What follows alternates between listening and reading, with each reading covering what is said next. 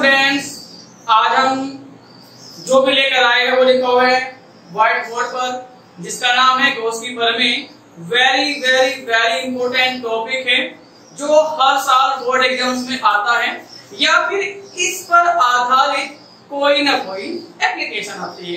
तो first of all हम क्या डिस्कस करेंगे गॉस की प्रमेय, उसके बाद वन बाय वन करके क्या है इसके अनुप्रयोग पढ़ेंगे। तो स्टूडेंट्स, आखिर गॉस ने काम क्या किया था, गॉस की प्रमेय कहती क्या है। देखो, हमने इससे पहले वीडियो में आपको बताया था कि वैद्युत फ्लक्स क्या होता है। भाई किसी भी पृष्ठ से, मान लीजिए ये क्या है, ये कोई पृष्ठ है, इस पृष्ठ से क्या है जितनी भी वैद्युत बल रेखाएं गुजर जाएगी या जितनी भी आपकी वैद्युत बल रेखा होगी, जो गुजरने वाली संख्या है वही क्या कहलाती है, आपके पास वैद्युत फ्लक्स कहलाती है। वही गॉस ने क्या काम किया, एक नियम दिया कि भाई अगर हमारे पास कोई पृष्ठ है और वो पृष्ठ क्या है, बंद है, ठीक है। बंद पृष्ठ का मतलब क्या है, मान लीजिए ये क्या है, ये कोई आपके पास कोई पृष्ठ है, ठीक है स्टूडेंट्स, ये क्या है आपका कोई पृष्ठ है। इसको मैं दूसरे मार्कर से बनाने की ट्राई करता हूं। तो मान लीजिए क्या है, ये कोई आपके पास क्या है पृष्ठ है और इस पृष्ठ के अंदर आपने कोई आवेश रख दिया है। अब क्या है, ये प्लस आवेश है तो वैद्युत बल रेखा क्या होगी, भाई वैद्युत बल रेखा क्या है आपकी, इससे दूर जाएगी। तो गॉस ने ये कहा था कि अगर ये पृष्ठ बद्ध है, मतलब ये पृष्ठ क्या है, पूरी तरह से बंधा हुआ है, क्लोज है, ठीक है, तब क्या होगा, इस पृष्ठ से जितना भी टोटल वैद्युत फ्लक्स गुजरेगा फाई ई, वो इस आवेश और 1/ε0 का क्या होगा, गुणनफल होगा। इस गोले के अंदर जितना भी आवेश है वो गुना 1/ε0। तो फर्स्ट ऑफ ऑल क्या है, हम इसका कथन लिखेंगे, ठीक है स्टूडेंट्स, कि गॉस की प्रमेय का जो कथन है वो क्या कहता है, उसके बाद इस प्रमेय को क्या है प्रूफ करेंगे। तो चलिए कथन लिखते हैं। सबसे पहले इसका स्टेटमेंट देखते हैं, भाई कथन क्या है गॉस की प्रमेय का कथन, ठीक है स्टूडेंट्स। कथन में क्या कहा था गॉस ने, इसने कहा था कि किसी भी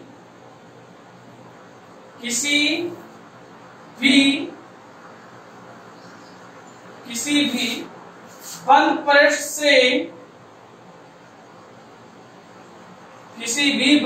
से गुजरने वाला वैद्युत फ्लक्स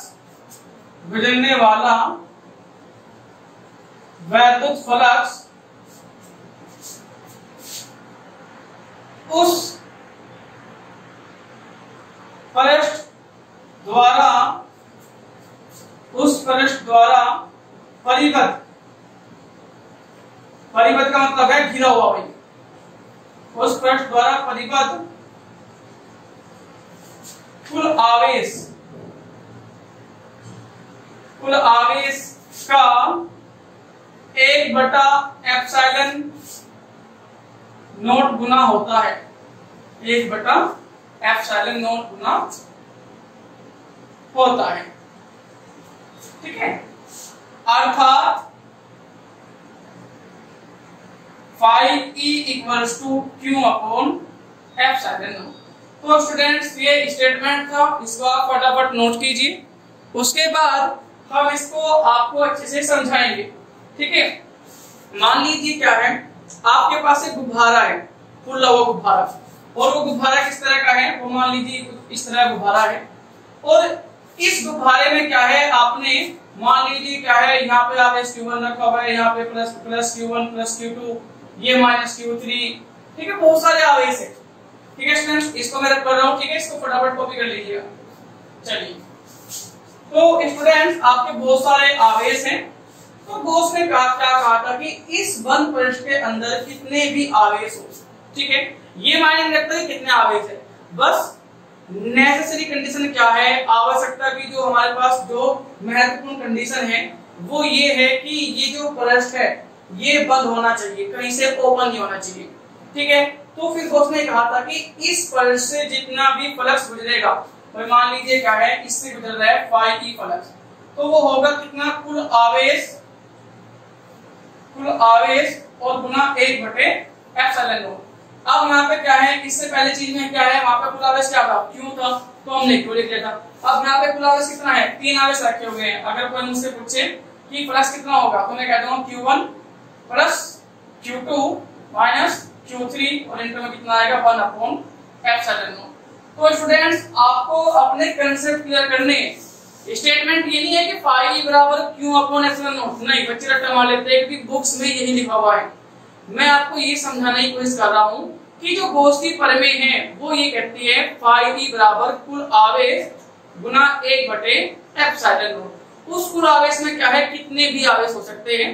तो चलिए इस प्रमेय को हम प्रूव करेंगे, ठीक है स्टूडेंट्स। तो इसकी जो उत्पत्ति है वो देखते हैं कैसे होनी है। तो कैलकुलेशंस करने के लिए हमारे पास क्या है, 3 महत्वपूर्ण चीजें होती हैं। एक डायग्राम, दूसरी उसकी छोटी थ्योरी और तीसरा फिर उसका मैथमेटिकल डिस्क्रिप्शन। तो स्टूडेंट्स सबसे पहले क्या है, इसका प्रूफ देखते हैं। प्रूफ में क्या है भाई, मान लीजिए क्या है, आपके पास कोई भी बंद पृष्ठ है, ठीक है। मान लीजिए हमारे पास, ये सही नहीं बना, इसको ऐसे करके बनाना, ठीक है। मान लीजिए क्या है, आपके पास ये क्या है, कोई एक बंद पृष्ठ है, ठीक है स्टूडेंट। और इस बंद पृष्ठ के पास जो इसका जो एरिया है वो कितना है, आपका A है।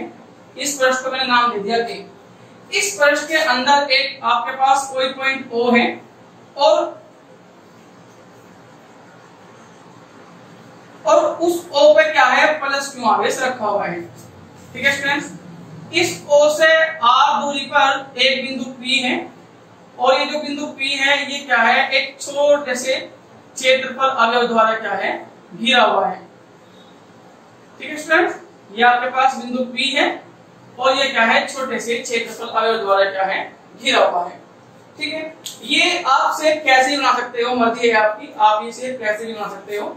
बस ये क्या है, इस तरह की ऊबड़ खाबड़ होनी चाहिए, या आप गोल भी ले सकते हो, मर्जी है आपकी, शेप कैसे भी हो। बस नेट कंडीशन क्या है कि ये पृष्ठ क्या होना चाहिए, बंद होना चाहिए। अगर कोई मुझसे कहे कि ये प्लस क्यों आवेश है, तो वैद्युत क्षेत्र कहाँ जाएगा, बिल्कुल सीधा E वेक्टर। वहीं इसका जो क्षेत्रफल वेक्टर होगा वो होगा DA वेक्टर। मान लीजिए ये कोण कितना है आपके पास, थीटा है, ये वाला एंगल कितना है आपके पास, थीटा है। तो स्टूडेंट्स मैं क्या काम करता हूँ, सबसे पहले इसकी एक छोटी थ्योरी लिखता हूँ। माना ग्रीन मार्कर से देखूंगा कि विजिबल है नहीं है। माना एक बंद पृष्ठ, एक बार देखता हूं स्टूडेंट विजिबल है नहीं है, कम विजिबल हो रहा है तो हम इसका यूज नहीं करेंगे, ओके। तो हम इसका यूज नहीं करेंगे, ये कम विजिबल है, हम ब्लैक का यूज करेंगे। ब्लैक सही है यहाँ पे बिल्कुल। तो भाई क्या है, माना एक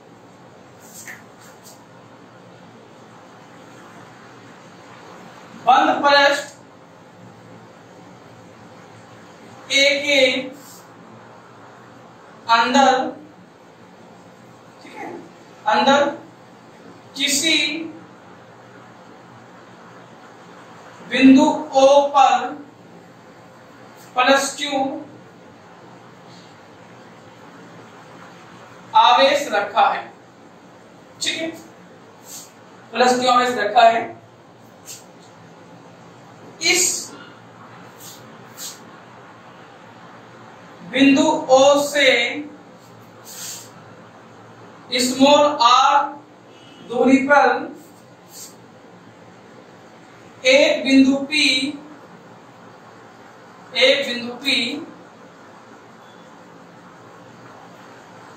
सूक्ष्म क्षेत्रफल, एक बिंदु P सूक्ष्म क्षेत्रफल अवयव DA द्वारा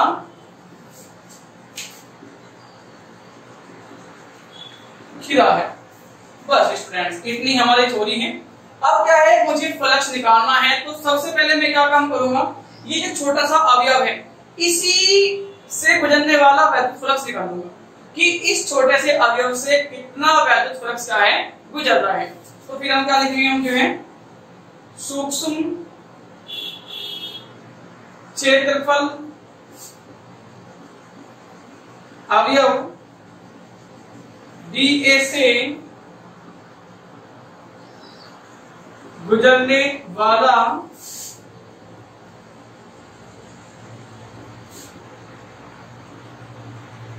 वैद्युत फ्लक्स।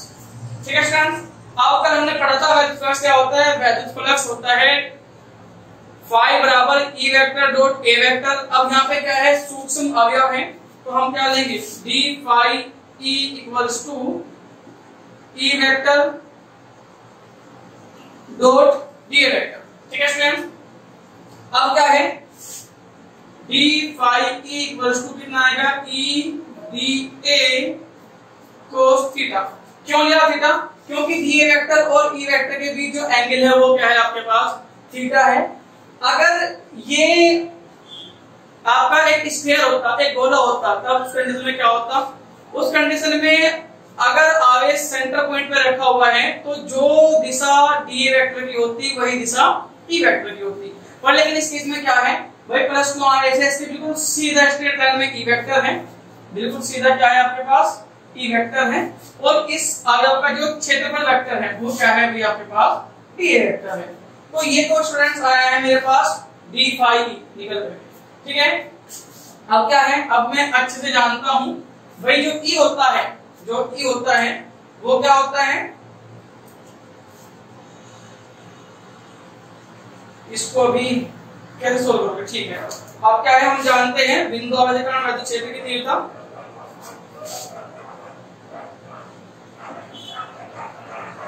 बिंदु P पर या आप लिख सकते हो प्लस Q आवेश के कारण, प्लस Q आवेश के कारण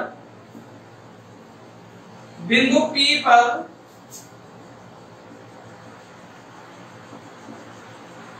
वैद्युत क्षेत्र की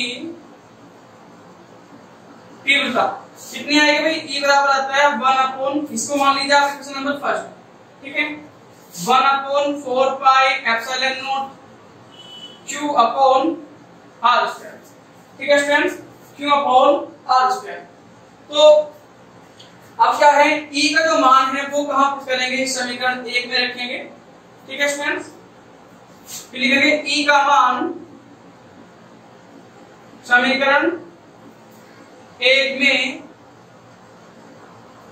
रखने पर, जब आप 1 में मान रखोगे तब आपको रिजल्ट के तौर पे क्या मिलेगा, इसको फटाफट कॉपी कीजिए क्योंकि मैं इसको रब करने वाला हूं, उसके बाद मैं इसको यहाँ पे रखूंगा। ठीक है स्टूडेंट्स, तो अब मैं नेक्स्ट मार्कर से, रेड मार्कर से क्या है इसको सोल्व करेंगे।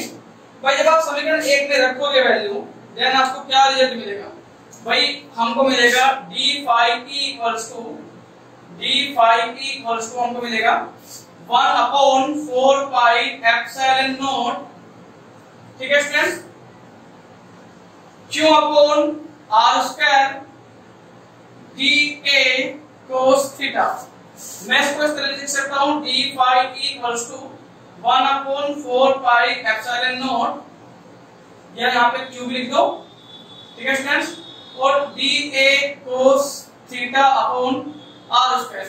मैंने ऐसा क्यों किया, इस R स्क्वायर को इसके साथ क्यों लिया, मैंने आपको कल बताया था कि अगर आपकी सेट कहीं उबड़ खाबड़ टाइप है तो जो घनकोण होता है आपके पास डी ओमेगा कितना होता है, d A cos theta upon R square. ठीक है स्टूडेंट्स, कितना होता है, d A cos theta upon R square. तो हम जानते हैं, आपको लिखना है कि चूंकि क्या होता है, d A cos theta upon R square कितना होता है, डी ओमेगा। इसको क्या बोलते हैं, इसको बोलते हैं घनकोण। क्या बोलते हैं स्टूडेंट्स, घनकोण। ठीक है, तो आप क्या काम कर सकते हो, अगर आपको ये डायग्राम को अच्छे से ड्रॉ करना है तो आप ये लाइन ड्रॉ कर लीजिएगा और यहाँ पे क्या है, इस घनकोण को क्या है शो करा दीजिएगा, ये बेस्ट है। यहाँ पे क्या है, आप लाइन ड्रॉ कीजिएगा और यहाँ पे क्या है, घनकोण को क्या है आप शो करा दीजिएगा, ये क्या है आपके पास डी ओमेगा है। तो क्विकली डायग्राम में करेक्शन कीजिएगा, तब तक के लिए हम आपको लेके चलते हैं नेक्स्ट पे। ठीक है स्टूडेंट्स, ये कितना आएगा डी ओमेगा, तो ये आएगा भाई d phi E equals to Q upon 4 pi epsilon naught और साथ में डी ओमेगा। ठीक है, अब लिखेंगे हम समकोण पृष्ठ से गुजरने वाला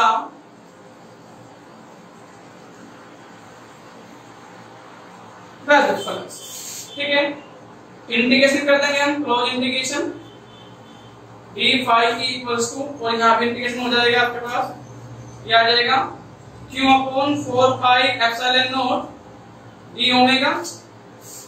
ठीक है स्टूडेंट्स, ये तो आ जाएगा आपके पास phi e q upon 4 pi epsilon not मैंने बाहर ले लिया, और ये आ जाएगा d ओमेगा। कितना आ जाएगा? d omega. अब जो d ओमेगा घनकोण होता है, इसकी जो वैल्यू होती है वो कितनी होती है? वो होती है 4 पाई। कितनी होती है स्टूडेंट्स? वो होती है 4 पाई। तो इसके बाद मैं इसको कहां पे करूंगा? मैं इसको यहाँ पे करता हूँ। ठीक है, आप नोट कर लीजिएगा। फाई की जो वैल्यू आएगी, या फिर आप सिंपली आप लिख सकते हो, चूंकि क्लोज इंटीग्रल डी ओमेगा की वैल्यू कितनी होती है? 4 पाई। ठीक है, तो फाई की जो वैल्यू आएगी आपकी वो कितनी आएगी भाई? q upon 4 pi epsilon not into में 4 पाई। 4 पाई से 4 पाई कैंसिल आउट हुआ। फाई ई की जो फाइनल वैल्यू आई वो आई q अपॉन एप्सिलॉन नॉट। तो स्टूडेंट्स, ये था हमारे जो है एक सिंपल डेरिवेशन। ठीक है, आशा करता हूँ कि ये डेरिवेशन आपको अच्छा लगा होगा और समझ में आया होगा। और मैं आपको एक बात और बता दूं, ये डेरिवेशन मोस्ट इंपोर्टेंट है। तो स्टूडेंट्स, ऐसे ही इंटरेस्टिंग वीडियो के लिए बने रहिए हमारे साथ। इस चैनल को साथ ही साथ सब्सक्राइब भी कीजिए, ताकि आपको हमारी वीडियो जैसे हम अपलोड करें आपको तुरंत आए। इसके लिए आपको सब्सक्राइब के साथ साथ क्या है, नोटिफिकेशन जो बेल होती है उसको भी क्या करना पड़ेगा? प्रेस करना पड़ेगा। तो चलिए मिलते हैं नेक्स्ट वीडियो।